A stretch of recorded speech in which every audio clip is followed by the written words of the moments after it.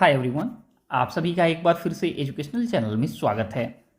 और आज के वीडियो में हम आप सभी के लिए लेके आए हैं यूजीसी नेट के एग्ज़ाम से जुड़ा हुआ एक बहुत बड़ा अपडेट। आप सभी को बता दें, यूजीसी ने नेट के एग्ज़ाम के जो रूल्स एंड रेगुलेशन हैं उसमें बहुत बड़ा चेंजेस किया है।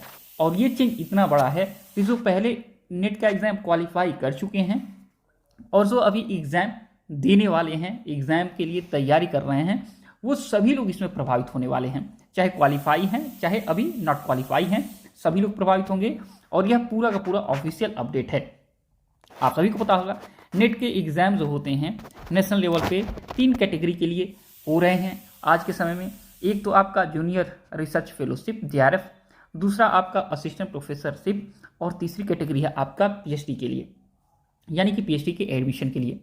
और आज के पहले या देखा जाए, अभी जितने भी पहले के एग्ज़ाम हुए हैं उसमें अगर आप अप्लाई करते थे JRF के लिए, ठीक है, तो तीनों कैटेगरी अपने आप रैंडम ही क्लिक हो जाती थी।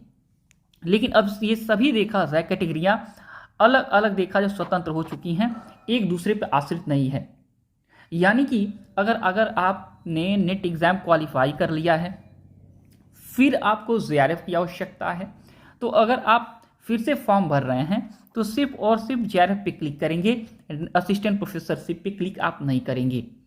यानी जिस सब्जेक्ट से आपने क्वालिफाई किया है नेट, उस सब्जेक्ट में फिर आप देखा जाए एग्ज़ाम नहीं दे सकते हैं, आप JRF के लिए अप्लाई कर सकते हैं।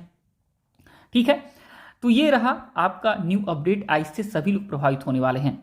जो लोग पहले एग्ज़ाम दिए हुए हैं वो प्रभावित होंगे। नेट का एग्ज़ाम क्वालिफाई है तो JRF के लिए अलग से यहाँ पे चेक मार्क करके आगे बढ़ सकते हैं, या जिनका JRF का एज अब नहीं बचा हुआ है, असिस्टेंट प्रोफेसरशिप क्वालिफाई उन्होंने कर लिया है, तो आपको पता होगा अब आप अगर PhD के लिए अप्लाई करते हैं तो 1 साल के लिए ये ड्यूरेशन होता है PhD कैटेगरी का क्वालिफाई होने के बाद। फिर आप देखा जाए ये कैटेगरी में क्वालिफाई करके नेक्स्ट ईयर के लिए फिर अपना देखा जाए टाइम एक्सटेंड कर सकते हैं। तो ये आपका नया अपडेट है, इससे आप लोग अपडेट हो जाइए कि अगर आप लोग JRF करना चाहते हैं तो JRF पे क्लिक करेंगे, असिस्टेंट प्रोफेसर पे क्लिक करेंगे, PhD पे क्लिक करेंगे अगर आप फ्रेशर हैं, और अगर आपने नेट की एग्ज़ाम क्वालिफाई किया है तो केवल और केवल JRF के लिए अप्लाई कर सकते हैं।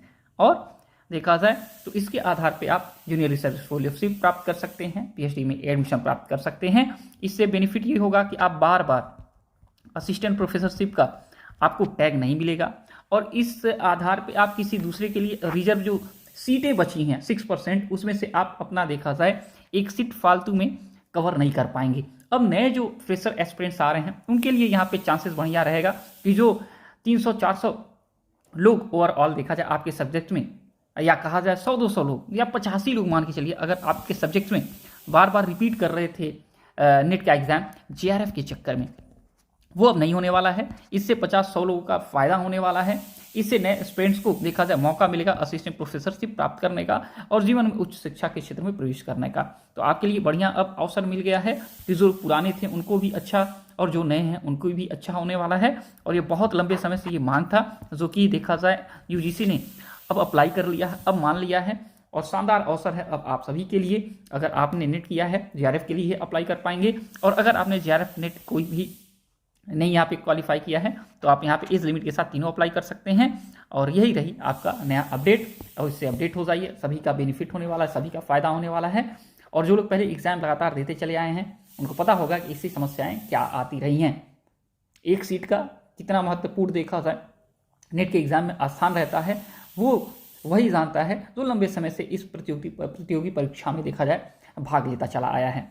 तो आज की वीडियो में इतना ही। जो कोई क्वेश्चन अगर चाहते हैं पूछ सकते हैं। अब जब तक की नेक्स्ट वीडियो नेक्स्ट टॉपिक नहीं लाते हैं। Thanks for watching educational channel. आप सभी का बहुत बहुत